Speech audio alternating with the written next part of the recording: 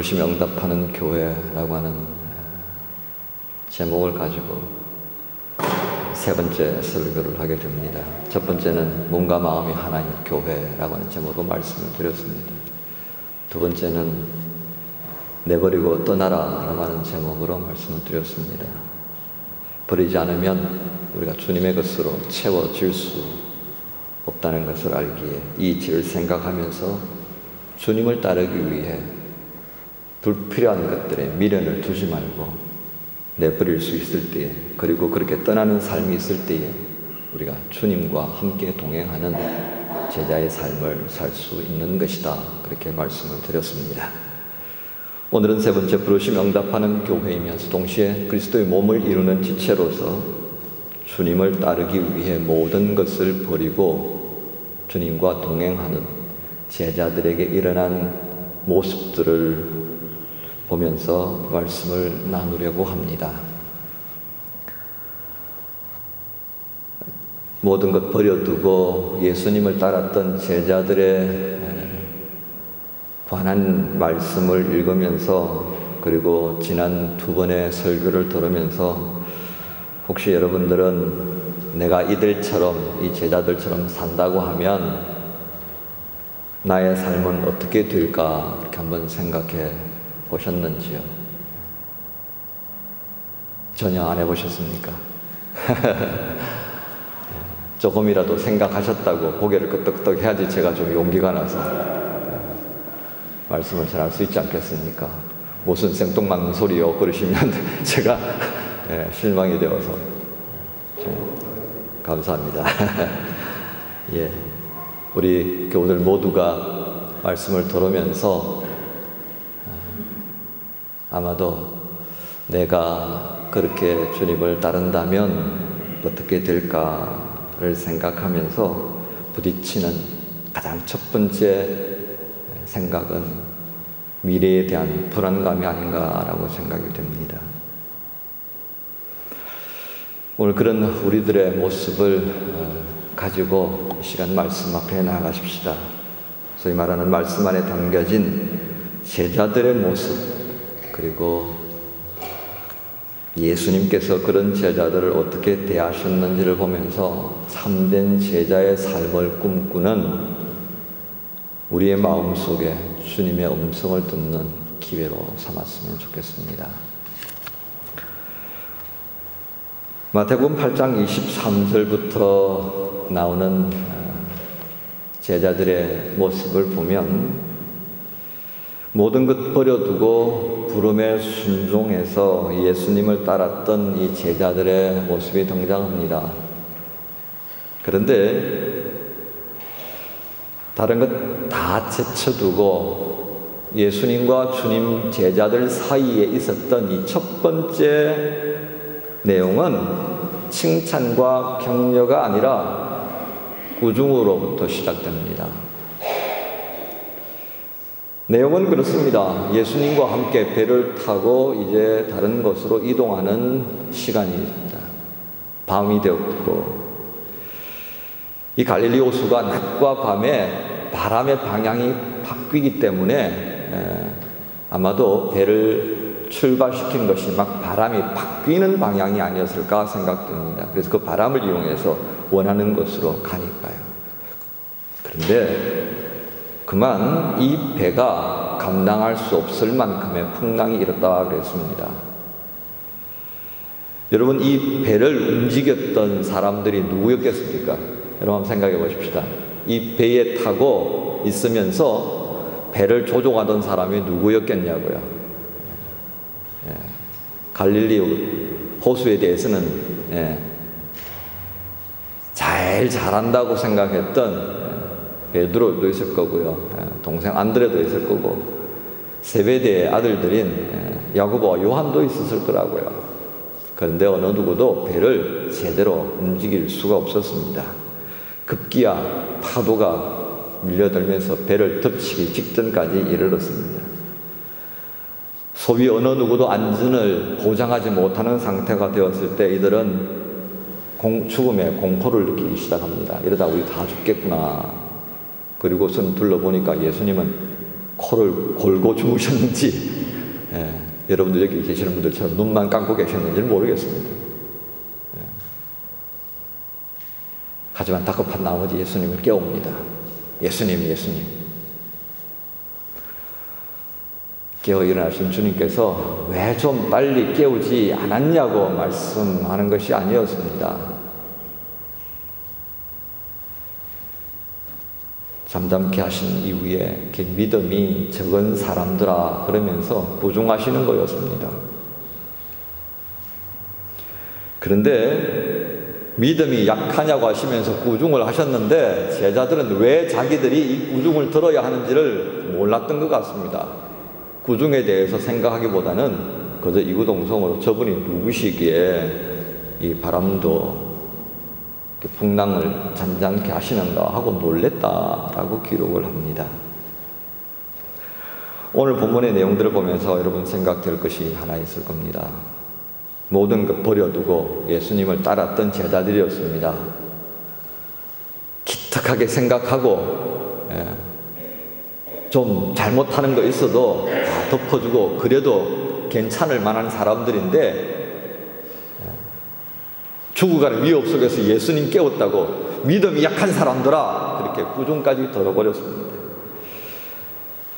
소위 말하는 예수님을 이렇게 모든 것 버리고 따를 때 그들이 기대했던 큰 상이나 높은 자리 이런 것들은 전혀 기미도 없이 구중부터 들었던 것이 제자들이었다 하는 것입니다. 다음에 마태복음 17장 14절 이후와 마가복음 9장 33절에 보면 이 제자들의 모습에 별다른 우리와 별로 다르지 않은 모습을 지녔다 하는 것을 알게 됩니다. 곧 별 능력이 없다 그 말이에요. 변화산에서 예수님과 베드로, 야고보, 요한과 함께 계시다가 산에 내려옵니다. 산 아래로 내려오는데 밑에서 아주 시끌벅적한 일이 생겼습니다. 이게 뭔 일인가 싶어서 예수님께서 다가에 가니까 한 간질병 있는 아이를 데리고 아버지가 와서 제자들에게 고쳐달라고 말한 것입니다. 근데 이 제자들이 감당을 못하는 거예요. 기가 막혀서 스스로 얼굴만 쳐다보았을 것입니다. 그러자 예수님께서 오셔서 그 청년을 진정시키고 낫게 합니다. 제자들이 묻습니다. 예수님은 하시는데 왜 우리는 못합니까? 기도의 필요성을 역설하셨습니다. 그리고 난 다음에 이 제자들을 어떻게 합니까? 예수님께서 말씀하셨던 믿음이 더욱 자라가기를 수고하고 애썼다라고 하는 모습보다는 그들은 다른 것에 마음을 두었던 것으로 보여집니다. 곧 믿음의 성장보다는 제자들 사이에서 누가 더 높은가에 관심을 가집니다. 심지어 누가복음 22장 24절을 보십시오. 거기 보면 어떤 사건이 나오냐면 이제 예수님께서 잡혀가시기 전날에 만찬을 베풉니다. 그 만찬 자리에서 예수님은 근심하는 마음으로 제자들을 둘러보시고 이런저런 말씀을 당부하는 자리에서 한쪽 구석에서 제자들끼리 머리 맞대고 누가 더 큰 자가 될 거냐를 가지고 논쟁을 벌이고 있었습니다. 그걸 바라보는 예수님 얼마나 기가 막히겠습니까? 예수님이 십자가 달리셨을 때 홍포 벗겨가지고 밑에서 가위바위보 해서 반 쪼가리 서로 나누는 로마 군병들과 비교해서 하나도 나을 게 없는 제자들의 모습입니다. 마가복음 10장 20절에는 어떻습니까? 세베대의 아들 야고보와 요한을 장차 하나님 나라가 임할 때 예수님 좌우편에 세우려고 그 어머니가 나서서 로비까지 합니다. 그렇죠? 이 모습을 보면서 여러분들은 기대했던 제자들의 모습이 이것인가 라고 아마 실망을 하게 될 것입니다. 왜 그렇습니까? 비록 모든 것 내버려 두고 예수님을 따르긴 했지만 그들은 예수님이 자신들을 왜, 무엇 때문에, 어디다 쓰려고 부르셨는지 아직 모르는 것 같습니다. 그렇기에 그들은 구중도 더럽고 서로 높은 자리 차지하기 위해서, 좋은 자리 차지하기 위해서 다투다 못해 예수님을 배반하는 일까지도 저지릅니다. 마태복음 27장 47절, 69절 이후에 보면 예수님께서 십자가에 달려 죽으실 때에 잡으러 온 제사장의 사람들을 보고서는 다 놀라 도망갑니다. 요한복음에 보면 어떤 제자는 한 사람이 제자를 잡으니까 겉옷을 두르고 있다가 홀라당 벌거벗고 도망가기도 하는 모습이 등장합니다. 그것뿐입니까? 가룟 유다는 대제사장들 무리들에게 예수님의 누구인가를 일러주는 밀고자 역할까지 합니다. 거기에다가 모두가 주를 모른다 해도 나는 결코 주를 떠나지 버리지 않을 겁니다. 큰 소리 빵빵 치던 베드로 어떻게 합니까? 도망갔다가 좀 미안하니까 가야바의 정원에 잡혀있던 예수님이 어떤 상태에 있는가 보려고 살금살금 들어갑니다. 그러다가 그만 그 집 여자 하인에게 눈에 띕니다. 당신 갈릴리 사람이지, 예수와 함께 있던 사람이지. 아니 내가 보니까 분명히 맞는데. 세 번의 물음 앞에 어떻게 합니까? 다 아니라고 말합니다. 나는 그 사람 모른다고. 그때 닭이 세 번 울었더라는 겁니다. 비로소 예수께서 네가 닭 세 번 울기 전에, 닭이 울기 전에 네가 나를 세 번 부인할 것이다 라는 말씀이 생각나면서 통곡하며 울었다 했습니다. 여러분, 이것이 제자들이 가진 어느 누구도 쉽게 할 수 없는 모든 것을 버려두고 혈연의 관계까지도 끊으며 예수님을 따르겠다고 길떠난 제자들의 모습입니다. 참 부끄러운 일임에 틀림없습니다.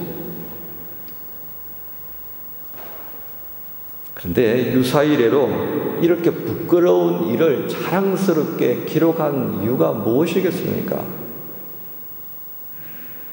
특히 특정 인물이 후세대에 매우 중요한 역할을 하는 인물로 간주된다면 기록을 담당한 사람들은 그 사람들을 높이기 위해서, 소위 말하는 최소한의 적정 수준을 유지하기 위해서 첨삭을 반복합니다. 그래서 나중에는 한참 시간이 지나가면 그 사람이 가졌던 부끄러운 모습들은 다 없어지고 영전이 만들어집니다.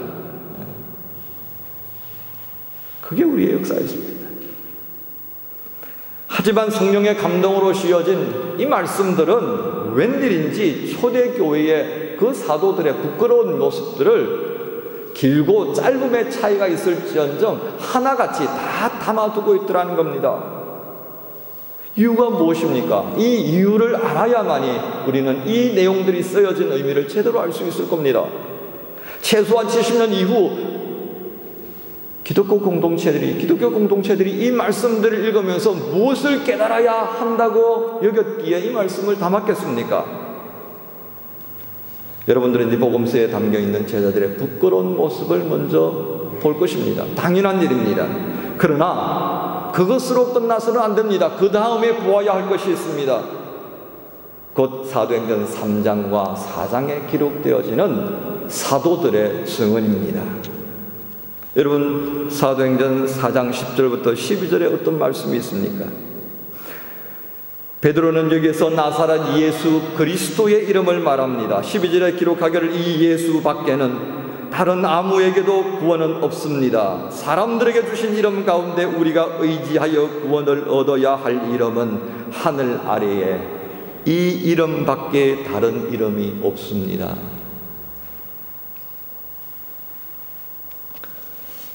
이 사람이 어떻게 해서 배신하고 도망치고 그리고 모든 것 내버리고 떠나온 그곳으로 다시 돌아간 베드로라고 하겠습니까?